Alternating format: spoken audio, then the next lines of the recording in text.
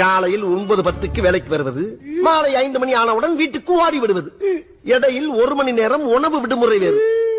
5 அறிவு ஜீவன் போல் உங்களுக்கெல்லாம் ஒரு வாழ்க்கை. கேட்டால் அரசாங்க உத்தியோகம் என்று வெளியே பீத்திக் கொள்வது. அல்லடிய பாக்கியம், இப்ப எல்லாம் ஒத்தையிலே வர்ற, ஒத்தையிலே குளிக்கிற, ஒத்தையிலே போற. உன் புருஷன் கூட வர்றது இல்லையா?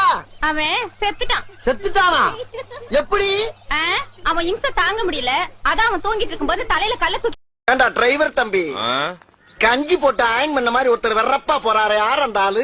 யாரு அந்த ஆளா? யாரா அவன்? யாரா அவனா? நீ ஏன்டா டென்ஷன் ஆற? கேட்ட சொல்ல வேண்டியதானே. Police officer Dinshaw. போலீஸ் ஆபீசரா? இது என்ன ராகத்துல பாட போற? என்னையா? என்ன ராகத்துல பாட போற? இது கலாரி ராகத்துல பாடலாம்னு இருக்கேன். பாடு.